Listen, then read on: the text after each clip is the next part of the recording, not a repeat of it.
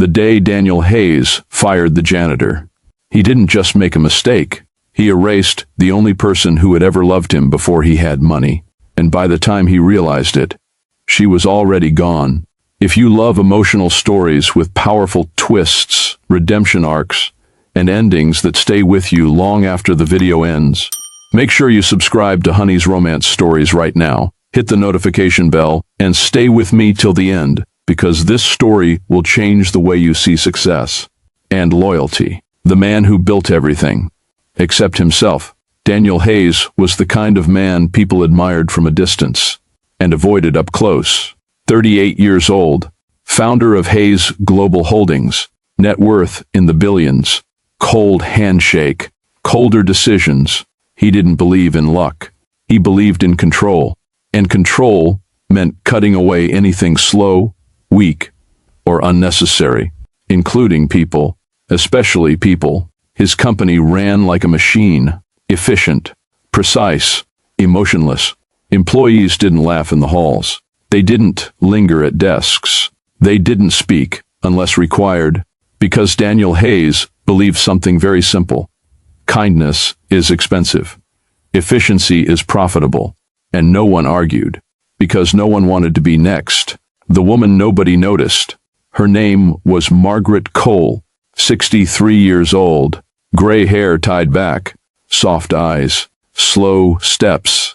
She had worked in the building for 5 years, always the first to arrive, always the last to leave, cleaning offices no one thanked her for, picking up coffee cups left by people who earned in 1 hour what she made in a month. Most employees didn't know her name. They just called her the janitor. But Margaret noticed everything. Who skipped meals, who cried in restrooms, who stayed late pretending to be strong. She didn't speak much, but she cared quietly. And sometimes, quietly is the loudest kind of love. The day everything broke, it happened on a Monday morning, the worst kind of morning. Quarterly losses, angry investors, a failed acquisition deal. Daniel walked into the office already looking for something to fix, or someone to blame. He found both in the same moment. Margaret, mopping the marble floor near the executive elevator, slowly, carefully, too slowly for a man already running out of patience. Why is this still wet? Daniel snapped. Margaret looked up. I'm finishing it now, sir. That's the problem, he said coldly. You're always finishing. Never done. Employees nearby froze. No one moved. No one spoke, because moments like this never ended well. You're too slow, Daniel continued. I try my best, she said gently. Your best is costing me time. He reached into his jacket, pulled out a card. You're fired. Just like that. 5 years. Ended in 5 seconds. Margaret didn't argue, didn't cry, didn't beg. She simply removed her gloves, reached to her chest, and handed him her name tag. All right, she said softly, and turned to leave. That should have been the end. But then Daniel glanced down, and everything changed. The name that broke him, the tag read, Margaret Cole. His hand froze, his chest tightened, because that name wasn't unfamiliar. It wasn't distant. It was buried under years of ambition, pride, and carefully forgotten memories. Margaret Cole, the woman who took him in when he was 12 years old, after his mother died, after his father disappeared, after the world decided he was just another lost child. She wasn't rich, didn't have much, but she gave him food, a bed, a place to belong, and something he had never known before. Care, real care. Daniel's breath caught. Wait. But she kept walking, slow, steady, like someone used to leaving quietly. The past he tried to forget. Daniel stood frozen in the lobby as memories flooded back. Burnt toast on Sunday mornings. Old blankets that smelled like soap and safety. Her voice calling his name when he pretended not to need anyone. You're stronger than you think, Danny, she used to say. Not Daniel. Danny. The version of him that existed before money replaced emotion. Before success replaced connection. Before survival turned into ambition. He had left her at 18, promised he would come back, promised he would help, promised he wouldn't forget. And then, he did. The search begins. Find her, Daniel said immediately. His assistant blinked. Sir? The janitor, Margaret Cole. Find her, but she was already gone. No address on file, no emergency contact. Temporary worker contract, paid weekly, invisible.